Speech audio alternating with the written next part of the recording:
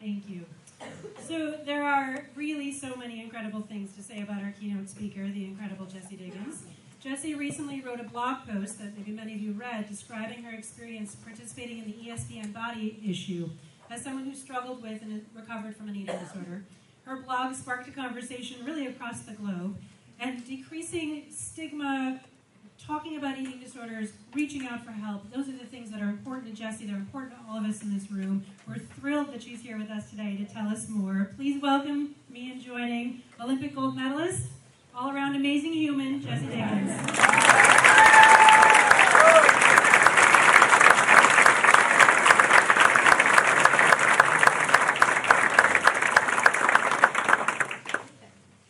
Thank you so much for being here. This is really humbling and really, really inspiring to see so many people who are here because they care. Whether you're here because you have had an eating disorder or you know somebody who's had one, or you're a teacher or a coach or a parent or a friend or a teammate, we all have reason to learn and educate ourselves about what it means to have an eating disorder and how we can help. So I'd like to share with you a little bit of my story. I was so fortunate to grow up with parents who love cross-country skiing, and they loved being outside, and we loved adventuring. And so before I could even walk, my dad would stick me in his backpack, and that's actually my little sister in the awesome jester hat there. And we would just go off every single weekend and just love being outside. And as a family, we just spent so much time together. We're really close, and I feel so fortunate all the time when I think about all the awesome experiences I had growing up. Obviously, my shoes were super cool. They're the highlight of this photo. But I got to do little running races, citizens races. I took dance classes as a little kid.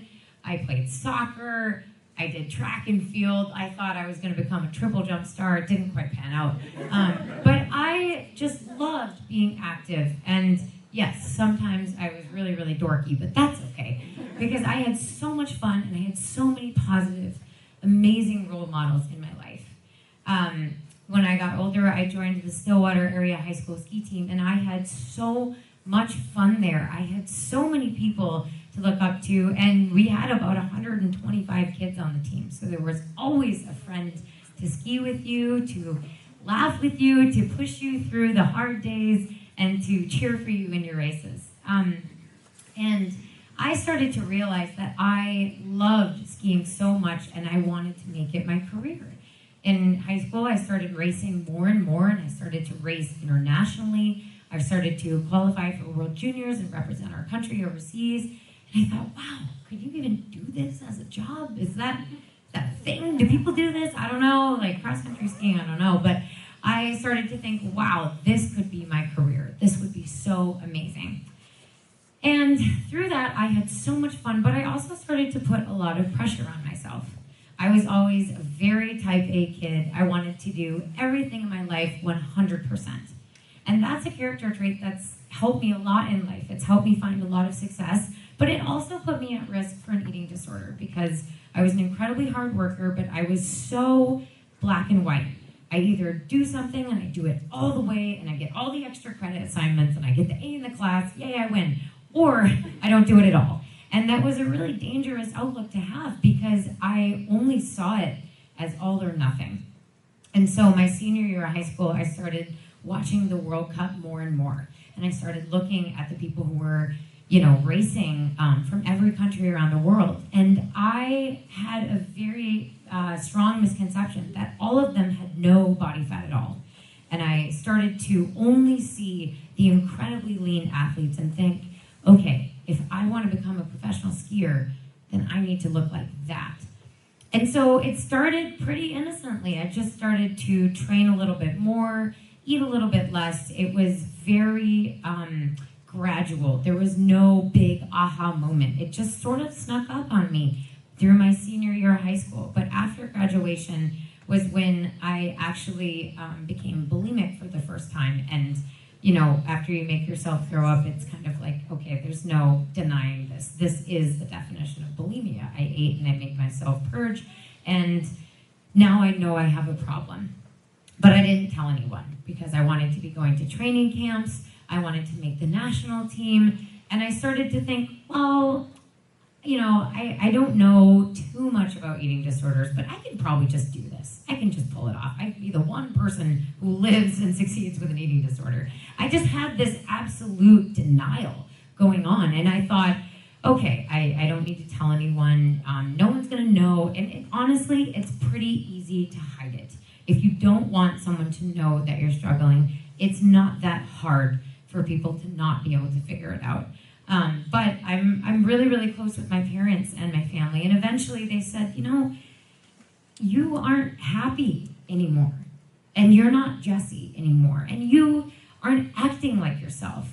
And it wasn't about you don't look like yourself or you're not eating normally. It was just you're not happy. What's going on? Like you're being a professional skier. You're living your dream. You've always wanted to do this. Why? What's going on?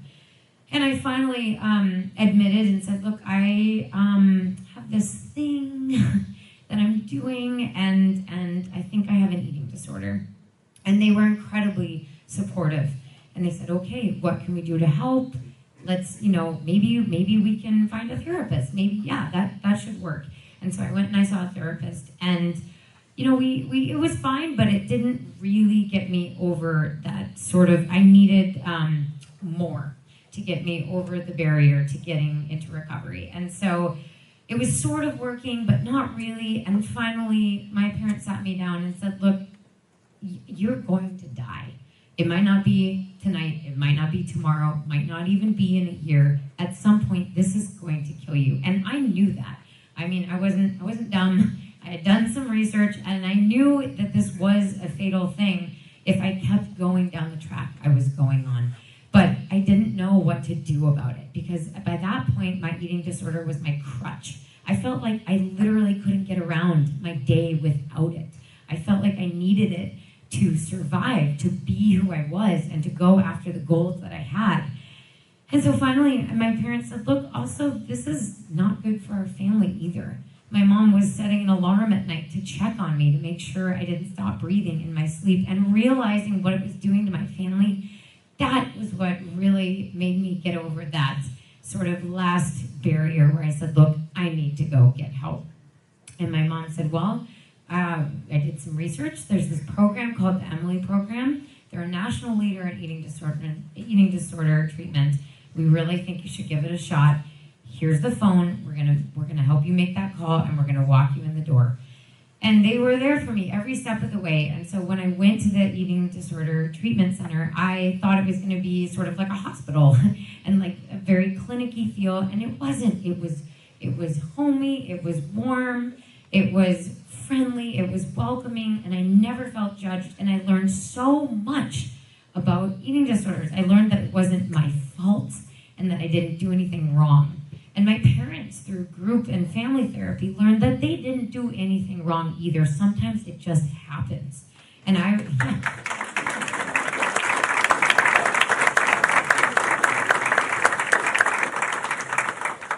joined group therapy, and that was really amazing for me because I felt like I was part of a team, which, sports-minded athlete, there we go, part of my team. And so it really clicked into my personality traits, and suddenly the type A, hardworking traits that had sort of pulled me into the eating disorder were pulling me back out. And I realized that every day that I came to programming, I was not only helping myself, I was helping all the people around me. And I was responsible for the other women in my group to get better because I could maybe vocalize a feeling or an emotion that they were feeling. And maybe I could help them and they could help me. And so I started to get better. And suddenly, I was able to go to family vacations and be in a swimsuit and only think about how I was probably going to die tubing and not worry about what I looked like.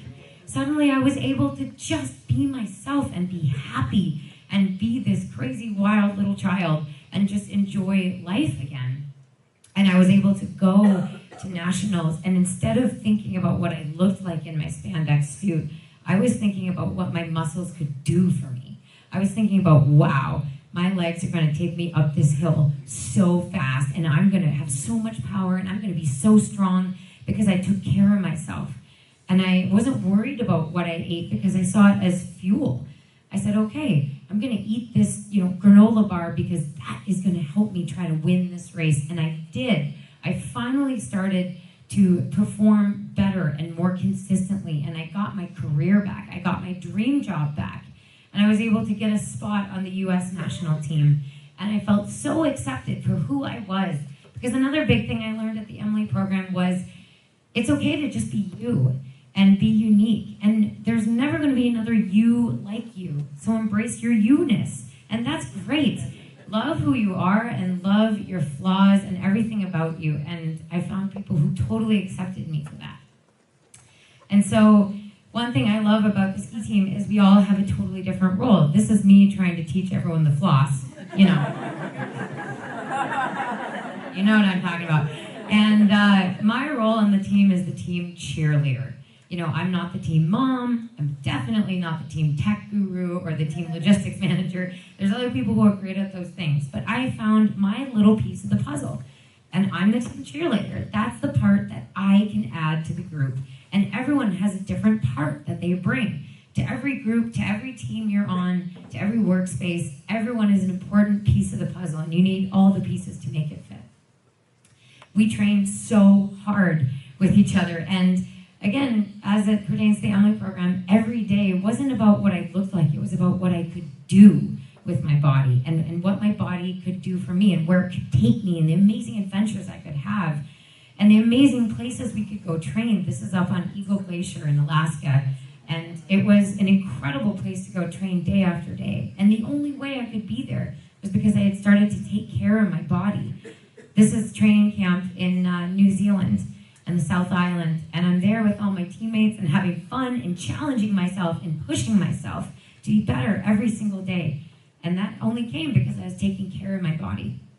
For those of you who don't follow cross-country skiing as much, we do a lot of cross-training in the summer, and it is grueling. It's hard work, and it's hard work in recovery as well, taking care of yourself every day so you can bounce back. We do a lot of roller skiing, weightlifting, and running, and we're out there, rain or shine, cold or not, whether it's pretty outside or not, we're going to go out there and we're going to get it done. This is what I look like at the end of a race, and it's very humbling. Cross-country skiing, I used to worry, like, oh my gosh, what if I do well and I get a big head, and then I see this picture and all the snot on my face, and I think, nope, I'm good. It's going to be fine. But for me, it's really interesting because a big part of my job is dealing with being uncomfortable and dealing with being in pain, because cross-country skiing, similar to running, it's just hard. It hurts. Your body doesn't want you to keep pushing it that hard. And I learned that, you can only do that when you take care of your body and bounce back. And you have to be really mentally strong in what your body is capable of and what you're asking from it. So this is the final climb of the Tour de Ski, and I think it's the biggest example of what we call the pain cave, that special place where your body isn't happy, but you're pushing through something in order to get through something better. And this race comes at the end of the Tour de Ski, which is 9 races over 7 days across 3 countries and 4 venues. And it's grueling, and the last race actually goes up the alpine course. So you're going through the slalom gates, but the wrong direction. And all my alpine friends say, don't you know there's an easier way to do this? And I think, well, yeah, but this is more rewarding in a way. But for visualizing this course profile, the steepest part of the course is 29% grade. So if you've ever been on a treadmill and you think, gosh, I want to increase the resistance, I want to challenge myself, you bring it up to 3%, 4%, maybe 8, 9, 10. This is 29%. And when my coaches showed me this, I thought it was a joke, and I started laughing, and they kind of went, no, it's serious. You're going to go do this tomorrow. Good luck. And you have to be so strong mentally. And so in the summer, we prepare for this, because you don't just enter the fight of your life without a little bit of preparation. And we do this as a team. We push each other, we challenge one another, and we get each other through the really, really hard days, similar to when I was in the Emily program. You're not just magically recovered one day. There are so many training days, if you will, that you have to get through to get to that place where you're comfortable with your body and you can really love who you are. And you do that with the support of a team. And you do that by grinding away through the uncomfortable sessions, the moments, and the hard realizations. And a lot of this is in your head. Skiing and eating disorders, for me, it was never really about food. It was about dealing with stress and not knowing how to deal with stress. So I would have this uncomfortable emotion like anxiety or fear or anger or sadness, and I wouldn't know what to do with it. And I wouldn't know how to process it, so I would use my eating disorder symptoms to just numb myself so I didn't have to feel at all. And then I sort of realized that I can work through those emotions. They're not going to end me. I can feel stress or fear or sadness, and I can move through that using a lot of different tools. And that really helped me out in ski racing because there are a lot of really uncomfortable moments. There is a lot of pain that your body goes through where, you know, your legs are on fire, your lungs are burning, lactic acid's building up in your muscles, and every signal in your body is telling your brain to just stop. And you have to figure out how to push through that. And for me, I like to think about how I want to feel at the finish line. Do I want to finish the race and know that I did everything I could to get to that finish line in one piece? Do I want to know that I pushed with everything I had and I gave 100%? Or will I go to bed that night with a little bit of regret? Thinking, you know what? I could have done a little more. I could have pushed myself a little harder. I could have challenged myself just a little bit more, and I held back. I don't know about you, but I hate living with regret. I hate the feeling of knowing that I chickened out. And so both with recovery and in racing, I wanted to feel like I did everything I could that day. And I wasn't going to worry about tomorrow. And I wasn't going to worry about what happened in the past. It was time to let that go. But I was worried about that day and what I could do in the moment to do the very best I could. And that's the attitude that I took into the Olympics. And let me tell you, there was a lot of pressure surrounding the Olympics. And my first Olympics, I was 22 years old. I came in as a total nobody, and that was kind of great. Because if I did well, it was going to be like, yay! And if I did poorly, nobody really cared. It wasn't going to be on the front page of the newspaper. This Olympics was a little bit different.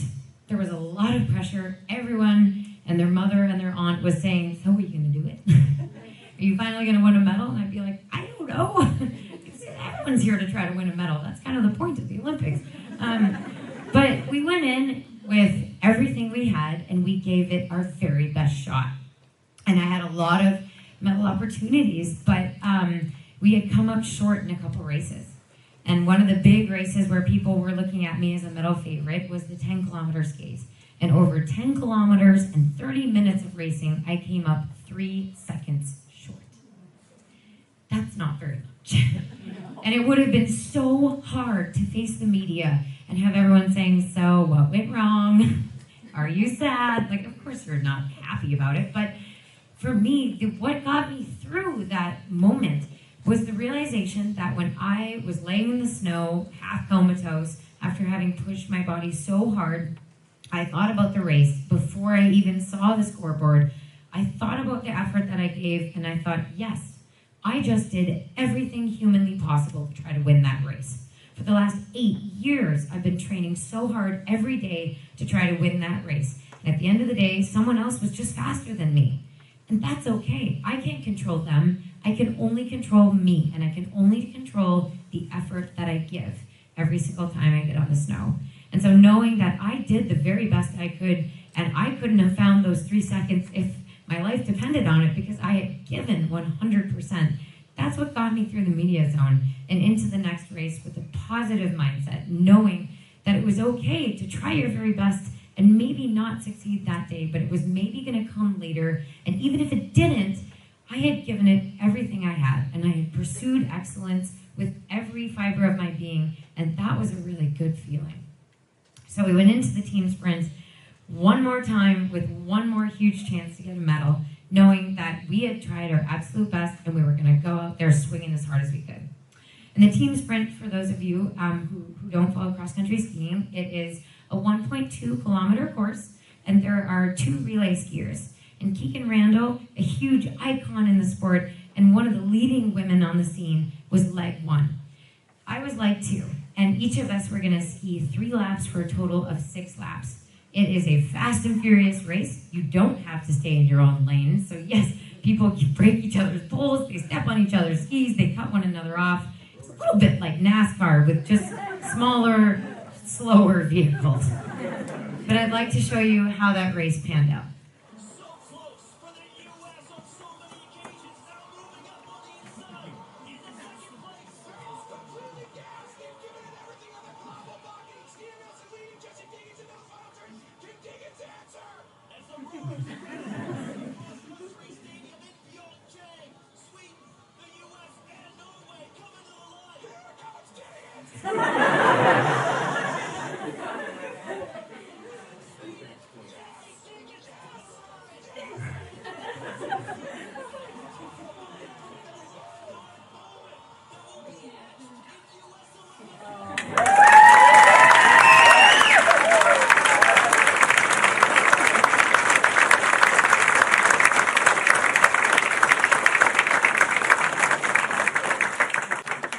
About 8 years of full-time training went into that, and this is what we got out of it.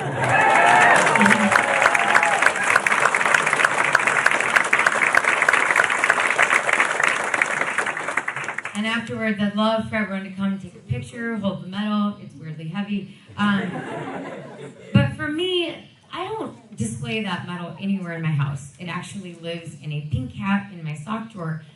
But I am going to put up these pictures on my wall because this is what it really meant to me. This is what we built as a team and as a community. And the Emily program is a huge part of this moment because I would not be here hugging my coach if it weren't for you guys. I wouldn't. So thank you so much. The confidence to just focus on what I had to do. I wasn't worried about what all these horizontal stripes on my spandex suit were going to look like. I was just worried about doing my job and doing it well. And I had no sort of self-confidence thoughts enter into the game day. And that was huge for me because I just had to focus on this one crazy task in front of me. And I think that there are so many people who have a very similar story to me. And there's so many young people who have so much potential and so many huge, big goals and crazy dreams, and I want them to be able to achieve it. But statistically speaking, there's a lot of people who are going to have an eating disorder and be impacted by something very similar to me. And I think that the eating disorder I had could have totally taken my life right off the rails. But the Emily program helped get it back on track. And they helped save my life, and they helped make me the person who I am today, and I can be confident and not worry about what I look like and only worry about what I can do because of them. So I'm so grateful to their support because moments like this wouldn't be possible without them. Thank you for coming.